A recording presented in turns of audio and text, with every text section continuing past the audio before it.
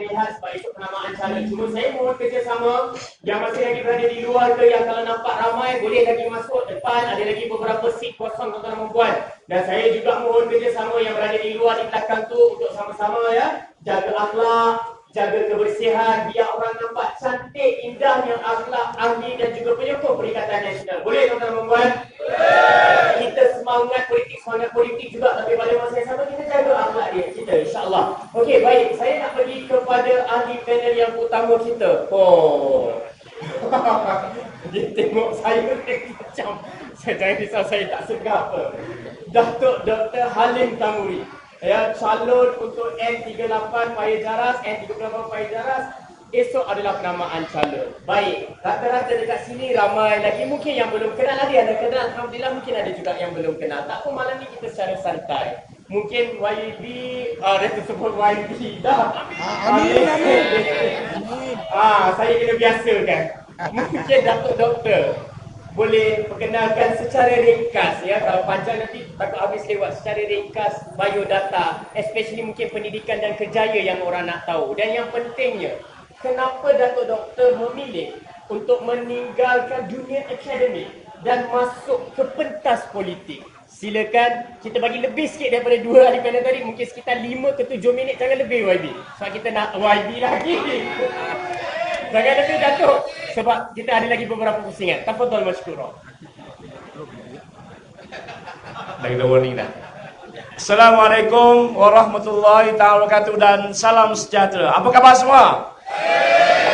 Semangat sekali orang Paya semalam ni. Yang saya hormati Pusat Majlis, sahabat saya, ketua muda dan juga artis yang saya minat. Jadi Chronicle. I am following you mula-mula dulu. Lepas tu lain sikit lah. Sekarang ni, wow, lagi power lah. Cuma nak ikut suara tak boleh lah. Dia calon juga. Calon top 5A BPBH. Ya. Nanti tahun depan kita buat khas untuk dia. Boleh? Okay, silakan. Tuan-tuan dan puan sekalian, alhamdulillah pada malam ni saya dapat berjumpa dengan anak muda berkonvoi sepanjang lebih kurang sejam.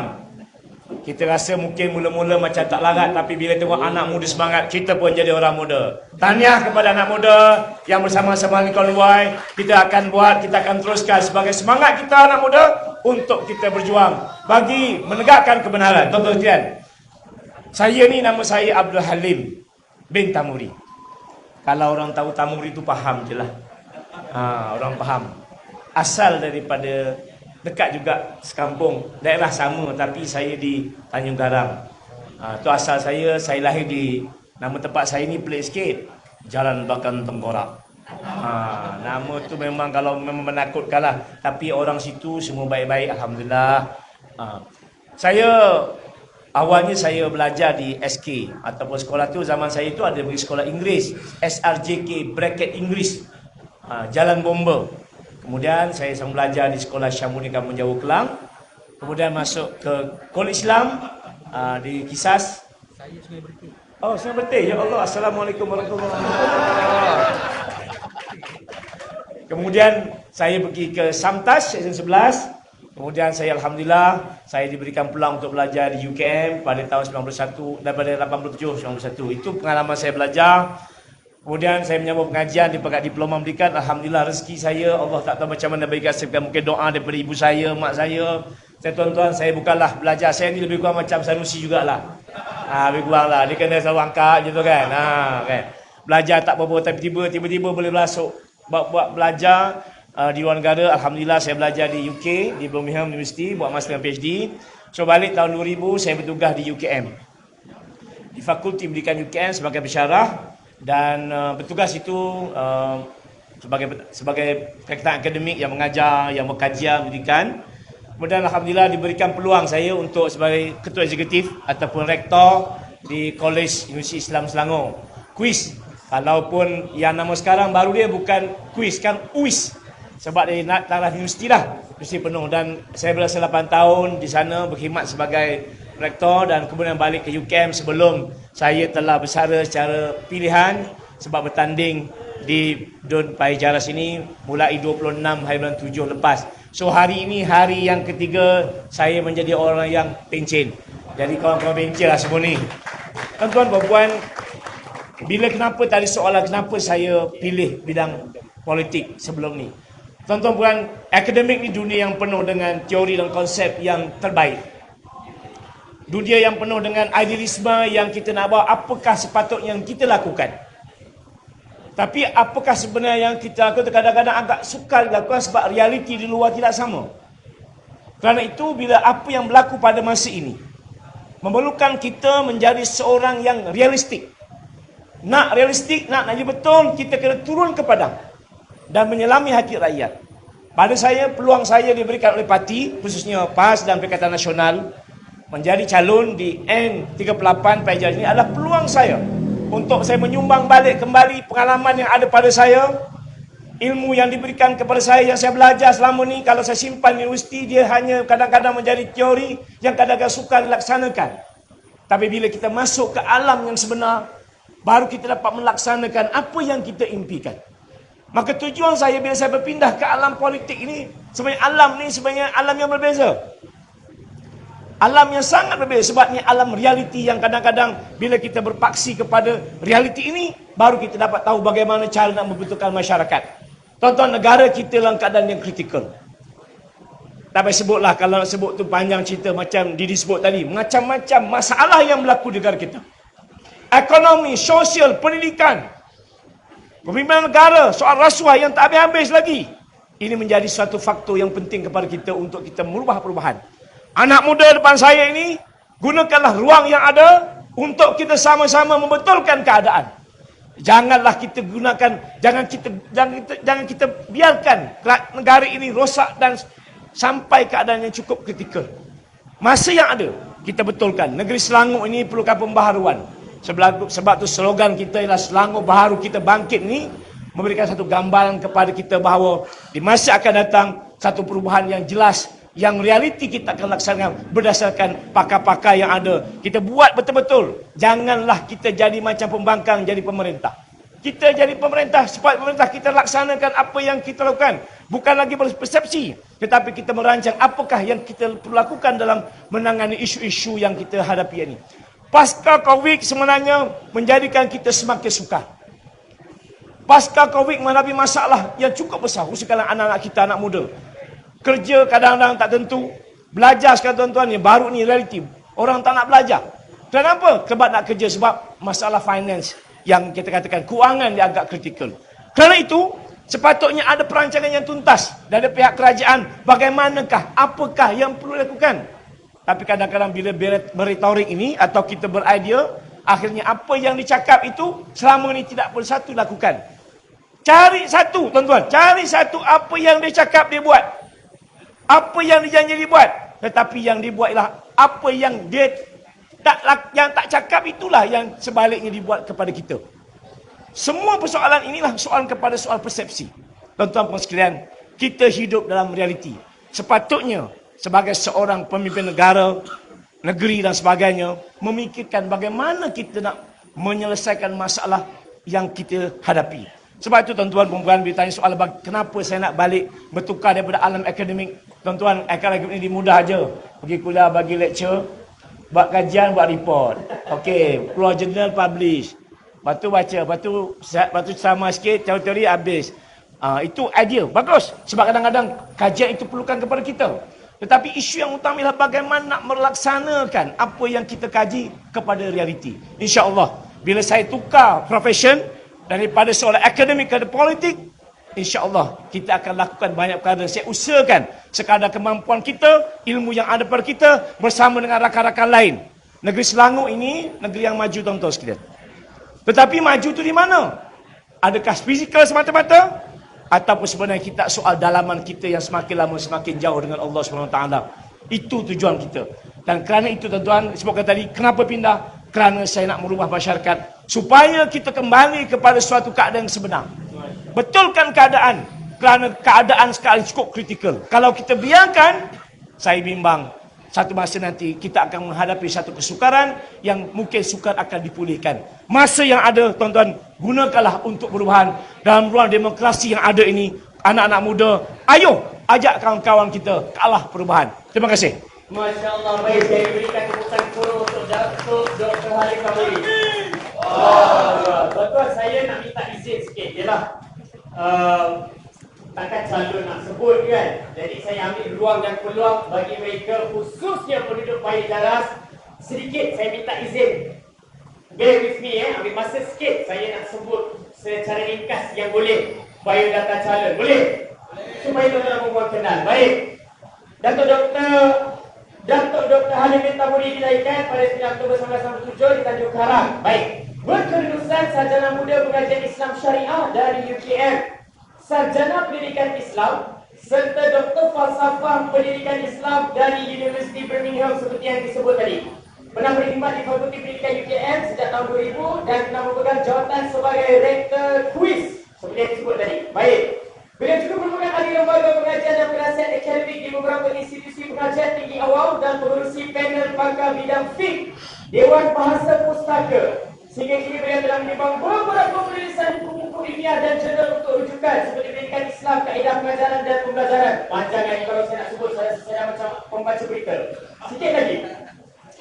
Lazan dengan beberapa Bayi Jaras, ini calon anda. Beliau juga adalah Presiden Persatuan Intelektual Muslim Malaysia, pengurusi jawatan kuasa Mu'alaf Selangor, ahli Majlis Fatwa Negeri Selangor, ahli jawatan kuasa Khutbah Negeri Selangor, pengurusi jawatan kuasa Pendidikan dan Pembangunan Insan Majlis Agama Islam Selangor iaitu MAIS, ahli jawatan kuasa Yayasan Pendidikan Islam Selangor, ahli panel cendekiawan ulung Majlis Dakwah Negara, ahli jawatan kuasa Kajian Dasar Pendidikan Negara dan juga ahli Majlis Penasihat Pendidikan Kebangsaan Kementerian Pendidikan Malaysia. Berikan tepukan gemuruh untuk beliau.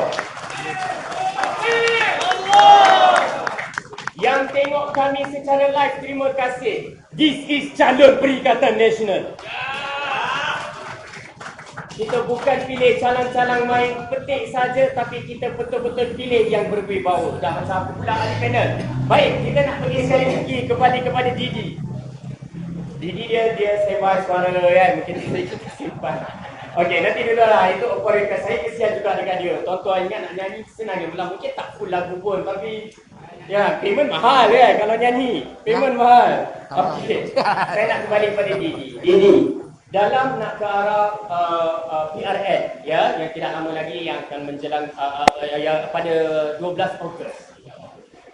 Apakah move yang Didi akan bawa in your social media? Kita tahu you banyak buat parody, kan? Adakah mungkin akan kekal dengan parody ataupun mungkin ada kelainan? Dan sekiranya parody, adakah mungkin parody politik semata-mata ataupun macam mana? Mungkin ada satu pembaruan ke yang orang nak tahu. Yalah, top 5 ABPDH. Good. Kan, bukan senang. Dan supaya mungkin something new yang follower nak tahu sekiranya ada ke arah nak pilihan raya negeri. Silakan Didi. Okey, sebenarnya untuk pilihan raya negeri ni, saya tak adalah nak buat video yang seperti contohlah seperti Baba Gomo ke ataupun YB Viral yang betul-betul orang cakap apa, hardcore, betul-betul hantam kerajaan, betul-betul yelah, kalau buat video tu kalau dia nak sebut nama dia main sebut je. Kalau aku tak berani. Okey, saya akan tetap dengan video parody ataupun lagu parody yang saya buat selama ni, okey, untuk PRN ni. Dan mungkin semakin dekat dengan 12 hari bulan ni, mungkin saya akan banyakkan lagi membuat lagu tau. Pasal lagu ni lagi senang daripada buat sketsa parody. Kalau nak tahu lah, ini bagi saya, buat lagu lagi senang. Saya buat lagu, pagi saya fikir, petang dah post. Esok rehat. Esok lagi pagi fikir, petang post. Setiap hari dalam seminggu 3, minimum 2. Itu ya kalau sebolehnya lah Ustaz. Okey, sebolehnya saya nak macam tu. Tapi kadang-kadang kita ada urusan penting apa semua kan, jadi terpaksa jugalah tinggalkan, betul tak? Kalau macam ada urusan keluarga apa semua. Okey, berbalik pada tadi tu, saya punya orang cakap apa, target untuk bulan 12 ni, 12 hari bulan 8 ni adalah untuk mengajar semuanya keluar mengundi melalui konten saya. Okey, tak kira lah korang ni sokong parti mana, yang penting keluar. Kerana apa? Yang saya dengar pada PRU yang lepas, kita bangsa Melayu ni, orang-orang Melayu Bumi Putra ni sangat kurang yang keluar mengundi Lebih kurang 35% tidak keluar mengundi, dan bangsa lain 95% keluar mengundi. Jadi macam mana kita nak orang cakap apa, nak menang dalam kita punya kawasan kalau macam ni? Okey, ni apa khususnya lah, amnya kita punya negara. Kalau yang keluar mengundi sikit, okey, terutama yang muda-muda ni kan, selalunya Ustaz saya dengar alasan dia apa tahu, buat apa kan, dua-dua sama je, PN PH sama je lah, berapa nak pergi mengundi. Itu alasan yang selalu dengar. Okey, lagi satu, tak nak ambil tahu pasal politik, biarlah. Itu adalah satu, orang cakap apa, pemikiran yang salah tau, bagi saya lah. Okey, itu sangat salah, kerana undian kita ni adalah untuk, orang cakap apa, masa depan negara, anak cucu dan agama bangsa kita sekali. Okey, yang muda-muda ni kena ingat, saya pun pernah muda dulu juga. Okey, masa umur saya start mengundi umur 20 lebih lah kan. Memang saya tak ada fikir apa-apa, saya main undi je. Saya tengok member undi apa, saya undi. Budak-budak kan, masa tu remaja kan. Tapi apabila kita dah lama makin tua, kita bolehlah berfikir. Okey, saya tak nak orang muda sekarang ni, saya dah 43 saya tak nak orang muda 18 hingga 25 ni berperangai macam saya dulu. Okey, kerana sekarang ni zaman sosial media. Korang boleh dapat apa yang korang nak dengan petik jari je. Taklah, petik jari memang tak apa-apa, kena buka telefon lah. Okey, dengan buka telefon je korang dah boleh tengok. Tapi itulah, kalau nak tengok apa macam fakta ke apa ke, nak kenalah tengok dua-dua belah. Okey, kita orang cakap apa, kena jadi pengundi yang bijak. Okey, jangan jadi totok. Okey, jangan kita orang cakap apa, sokong PN kerana mak bapak aku sokong PN. Tak nak macam tu. Okey, kena ambil dua-dua, kita kena timbangkan. Mana-mana fakta yang korang jumpa, korang kena timbangkan. Tak boleh sebelah pihak je. Aku tahu mesti korang ni kan, kalau keluar berita pasal PH, korang akan skip lah. PN punya cerita, Sanusi, Sanusi kan. Cerita Anwar, korang skip. Dengar dua-dua. Dari situ korang boleh dapat pertimbangan mana satu yang terbaik untuk kita dan untuk masa depan kita. Ya? Saya harapkan macam itulah, kerana saya tak nak ada macam YB Tolong jangan jadikan saya calon Saya tak nak. Okey, jadi itulah dia saya punya target.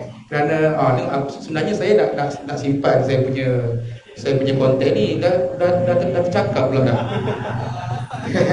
Tak, yelah lagu yang dekat undi nanti ada lagu-lagu untuk mengajak orang keluar mengundi lah. Itu nanti sebelum tutup kita request satu lah. Okey. Jadi itulah dia. Tak kira lah korang nak undi siapa, yang penting keluar mengundi. Pasal saya tahu ramai yang undi PN tu, saya suruh keluar mengundi. Okey, itu saja untuk moderator. Terima kasih. Di sini Chronicle pandai ya. Dia main plot dia. Kerana dia tahu ramai yang mungkin mengundi Perikatan Nasional, insyaAllah. Maka jom ramai-ramai. Saya juga nak bagi tahu tuan-tuan dan puan, mungkin sekiranya ada di kalangan tuan-tuan dan puan ni yang tidak mengundi di Paizaras ya, tapi mengundi di negeri-negeri, 5 lagi negeri yang lain yang mungkin tuan-tuan kata merasakan mungkin PN menang, jadi tak perlu turun juga tuan-tuan dan puan, turun juga sebab setiap undi kita penting. Tuan-tuan dan puan akan rasa menyesal andai kata bila tengok pengumuman nanti, tuan-tuan dan puan bayangkan kalau beza hanya 1 ke 2 majoriti, kan tuan-tuan dan puan tak turun mengundi. Rugi tuan-tuan dan puan, rugi. Ya, okey, saya nak kembali kepada YB KP kita untuk pusingan yang kedua ini. YB, bagaimana ya dengan insya-Allah kemenangan Perikatan Nasional di Selangor ini khususnya dan juga mungkin di 5 negeri yang lain menunjukkan dipanggil referendum rakyat kepada kerajaan pusat. Silakan dalam 5 minit. Terima kasih saudara Hezri. Saya tahu bahawa ramai di hadapan saya ini merupakan ahli-ahli UMNO, pengundi UMNO sebelum daripada ini, dan Barisan Nasional. Undi Perikatan Nasional ini penting untuk menghantar mesej kepada pimpinan-pimpinan UMNO dan Barisan Nasional bahawa anda tidak setuju penggabungan UMNO ke dalam Pakatan Harapan bersama dengan DAP.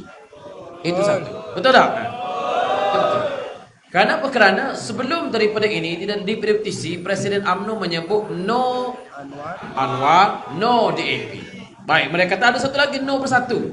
No bersatu, ada 3. Anda ada pilihan untuk melaksanakan 2 no, dan mungkin terpaksa melaksanakan satu dan menerima satu no, iaitu anda tolak 2 no, no Anwar, no DAP, dan mengambil bersatu sebagai contoh. Paling tidak anda menepati 2 daripada 1. Tapi kenapa anda memilih untuk memungkiri 2 daripada 1? Kalau nak kira dari sudut logik lah. Baik. Mereka kata bahawa kami terpaksa kerana ini merupakan titah yang di-Pertuan Agong. Ini merupakan titah. Tuan-tuan, yang di-Pertuan Agong menasihati supaya semua pihak berada dalam kerajaan. Baik. Tetapi ia bukan naratif kepada pembentukan kerajaan. Kerana yang di-Pertuan Agong tak sebut pun titah dan arahan itu di dalam ucapannya selepas daripada itu. Mana ucapannya di Pertuan Agong ketika pembukaan Dewan Sidang Parlimen? Pada waktu itu Agong akan mengambil kesempatan untuk menyebut berkenaan dengan naratif pembentukan kerajaan. Sebagaimana ketika pembentukan kerajaan, Tun Dr. Mahathir letak jawatan dan Seri Muhyiddin Yassin akad sumpah sebagai Perdana Menteri. Maka dalam sidang Parlimen yang pertama, yang di Pertuan Agong pun menyebut bahawa better Tun Dr. Mahathir datang jumpa better, kemudian beliau nak letak jawatan, better tak bagi letak jawatan, tapi beliau juga terus meletak jawatan, maka better pun terpaksa cari seorang, kemudian pilih Tan Sri Muhyiddin Yassin sebagai Perdana Menteri. Kenapa? Naratif pembentukan kerajaan ini penting. Tuan-tuan dengar ke tidak yang di Pertuan Agong menyebut tentang naratif ini di dalam ucapan Seri Paduka Baginda? Tidak disebut. Menunjukkan bahawa itu hanyalah merupakan suatu cadangan sahaja. Perikatan Nasional dengan penuh hormat memberikan suatu cadangan yang lain ataupun tidak bersedia untuk berada bersama-sama dengan Pakatan Harapan. Kenapa? Kerana ketika kita berkemping dalam pilihan raya, kita duk jual kepada rakyat bahawa kami menentang Pakatan Harapan, kami lawan DAP. Tiba-tiba adakah kami nak khianat berjuta-juta pengundi yang mengundi kami di atas asas bahawa kami nak tolak Pakatan Harapan dan DAP? Maka kerana itulah kami bersedia untuk jadi pembangkang. Kerana apa? Kerana tak mahu mengkhianati rakyat. Tetapi UMNO Barisan Nasional ada pilihan. Apa pilihan mereka? Mereka boleh bersama dengan Perikatan Nasional, GPS, JRS, Sabah, Sarawak pun boleh untuk kita tubuhkan kerajaan di peringkat federal, tubuhkan kerajaan di Perak, tubuhkan kerajaan di Pahang. Di sana titah yang di Pertuan Agong tak sampai peringkat bentuk kerajaan di Pahang, bentuk kerajaan di Perak. Tapi kenapa di Pahang dan di Perak mereka ada pilihan untuk bersama Perikatan Nasional, tetapi Barisan Nasional bersama-sama dengan Pakatan Harapan? Sebab yang paling utama tuan sekalian bukan titah yang di Pertuan Agong. Sebab yang paling utama ialah hubungan di antara cikgu dengan anak murid. Kalaulah sebab utama itu ialah kerana titah di Pertuan Agong, Datuk Seri Anwar Ibrahim tak payah lantik Datuk Seri Zahid sebagai TPM. Tak payah lantik, sebab kalau aku tak lantik kamu pun kamu tak akan keluar, sebab kamu akan ada bersama kerajaan kerana ini titah di Pertuan Agong. Tahu tak? Ini titah di Pertuan Agong. Kamu tidak akan keluar daripada kerajaan sebab ini titah dari Pertuan Agong. Tetapi tidak. PMX terpaksa lantik juga walaupun kawan tu ada 47 kes mahkamah dan bercakap dalam parlimen, saya ulang, saya tidak akan beransur dengan rasuah orang sebelah 47 kes. Betul tak tuan-tuan? Jadi ini naratifnya. Saya kesian kadang-kadang kawan-kawan kita ahli-ahli UMNO, Barisan Nasional, mereka terperangkap dengan naratif ini. Apatah lagi ada yang menyebut bahawa kalau kita berada dengan Perikatan Nasional, kita akan dapat kek yang paling sedikit. Kita terpaksa bertanding, paling sedikit menyebabkan kita hilang kedudukan parti kita. Tuan-tuan, jawapannya dua. Yang pertama, letakkan kepentingan perjuangan itu dulu, bukan letakkan kepentingan kerusi itu dulu. Yang keduanya, kamu duduk dengan Pakatan Harapan pun di Penang, berapa kerusi kamu bertanding? Berapa kerusi kamu bertanding? Itu belum lagi pilihan raya, baru nak letakkan calon, dah pun dijual di Pulau Pinang. Maknanya UMNO di Pulau Pinang, Barisan Nasional di Pulau Pinang dah dilelong di pasar lelong, sebagaimana Allah yang Ramli melelong hamba abdi di pasar. Lelong. Baca kenyataan ketua UMNO bahagian Permatampau. Kecewa, UMNO tidak ada satu kerusi pun di Permatampau, Parlimen maupun artinya tuan-tuan sekalian, saya melihat bahawa saya kesian sebab dalam PRN ini saya bukan nak mendahului takdir, tetapi kita boleh melihat yang paling bungkus ikat tepi ialah UMNO Barisan Nasional. Mereka diberikan banyak kerusi di mana? Di Kelantan. Banyak kerusi di mana? Di Terengganu. Itu tempat Perikatan Nasional menang. Di Kelantan betul lah kamu ada banyak kerusi, tetapi pengerusi hubungan UMNO tak bertanding di Kelantan.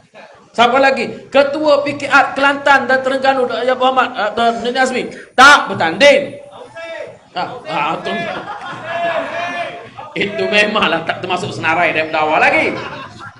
Tak bertanding. Siapa lagi tuan-tuan? Yang nama-nama hebat-hebat tak bertanding pun di Kelantan. Datuk Alwi, Ketua Pembangkang dalam UMNO dalam Kelantan, awal lagi sudah isytihar bahawa saya berundur daripada politik, tak bertanding bagi pada orang lain. Nak bertanding macam mana? Sebab dah tahu akan kalah.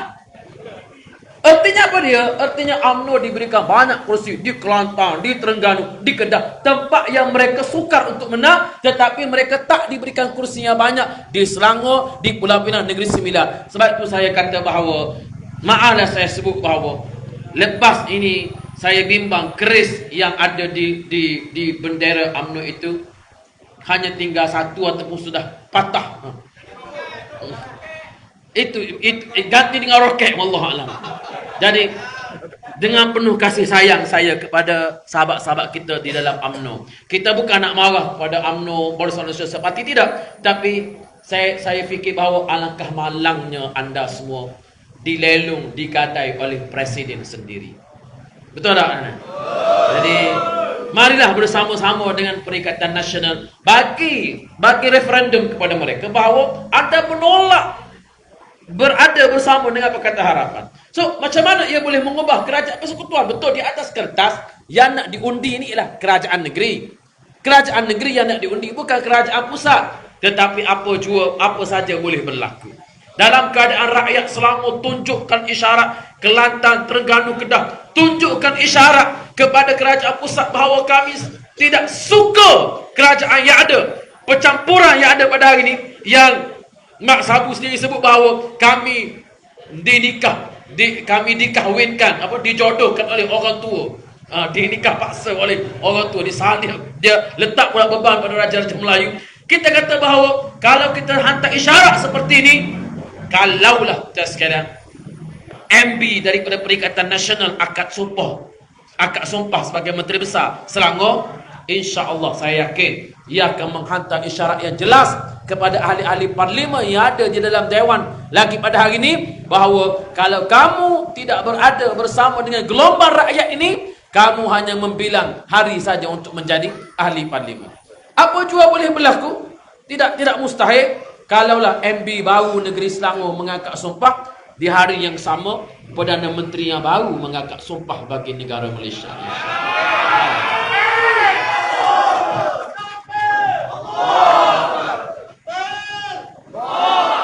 Dia punya punchline ujung dia bagi.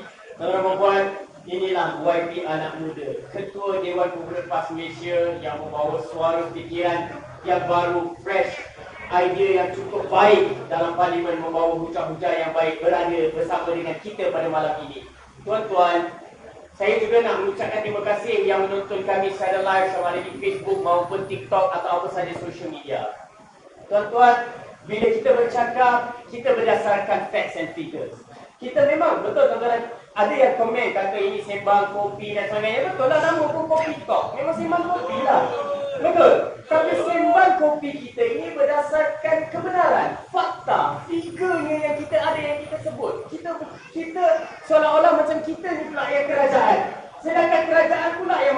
peranan sebagai pembangkang. Tak apalah, maknanya kita mungkin dah bersedia nak jaga kerajaan. Setuju tuan-tuan?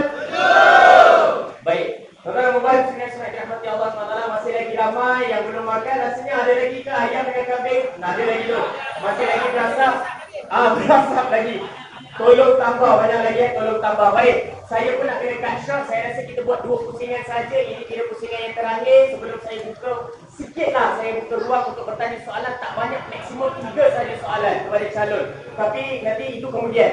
Saya nak berbalik kepada calon kita yang menonton kami secara live di Facebook maupun di TikTok. Thank you so much. Terima kasih. Saya dah tak tahu dah page mana. Ada SP channel ya, 90 pemuda punya. Kemudian ada Dewan Pemuda Pas 90 punya channel. Ada yang personal punya channel. Terima kasih banyak-banyak ya. Bakat-bakat like dan bakat-bakat share supaya ramai boleh dengar. Ada yang PM saya ni yang tak tahu, bukan mengundi sini pun dan sebagainya, tak tahu macam mana boleh sampai, boleh tengok. Alhamdulillah, terima kasih.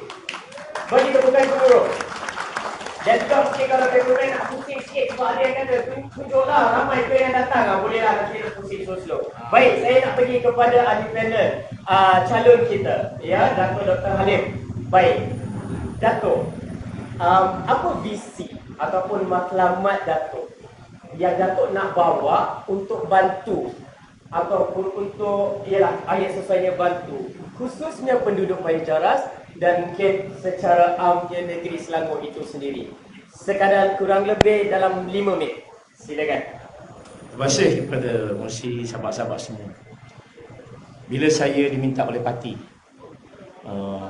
PAS Perikatan Nasional untuk mewakili Perikatan Nasional di Payajaras, ia merupakan satu amanah yang diberikan kepada saya. Bukan mudah tuan-tuan Nak bertanding ni satu saya berperang dalam jiwa saya.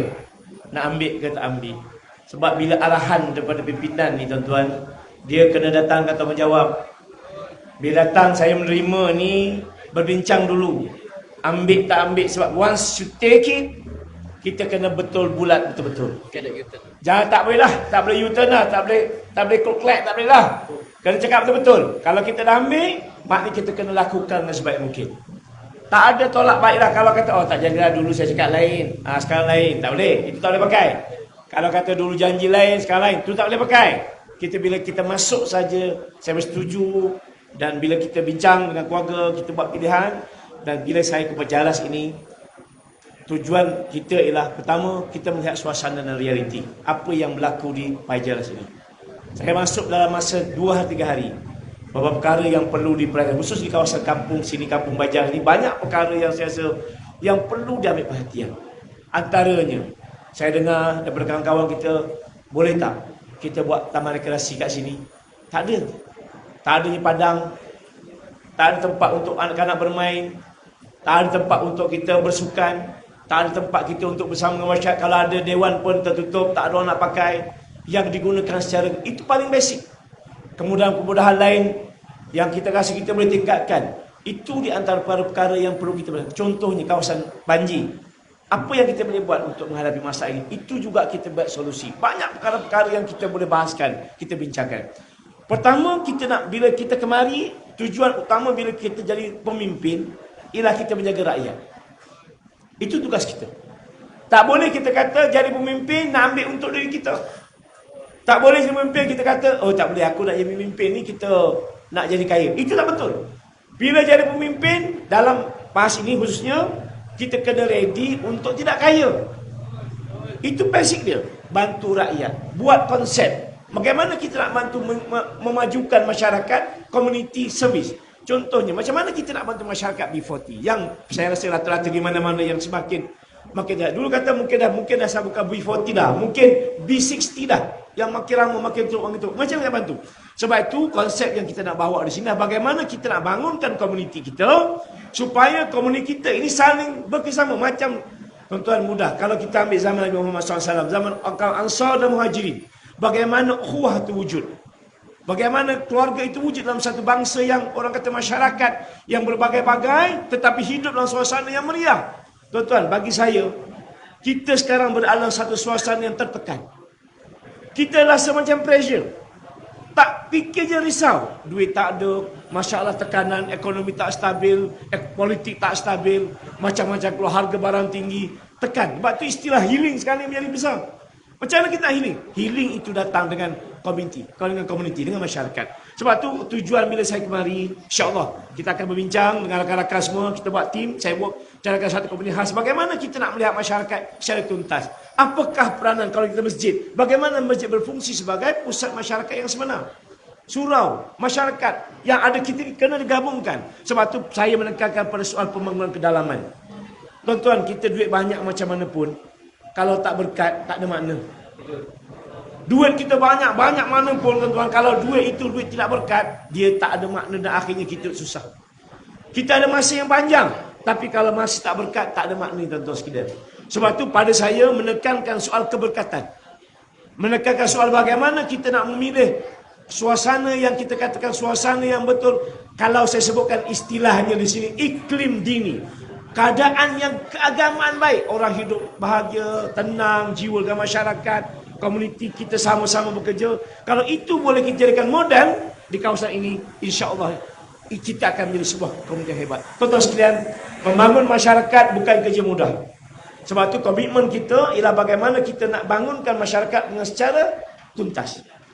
Bagaimana peranan masyarakat yang boleh kita bangunkan, peranan ibu bapa. Saya kalau lagi peluang buat kita macam mana nak bimbing. Tuan-tuan kali dalam masyarakat ini kita ada keluarga muda. Keluarga muda tuan ada anak ramai tapi kadang-kadang tak tahu bagaimana nak didik anak. Ini pendidikan yang berikan, itu paling basic. Anak-anak ini perlukan bagaimana bantuan untuk didik anak ke arah yang baik. Sebab tu konsep kita pada hari ini menekankan kepada soal pembangunan diri yang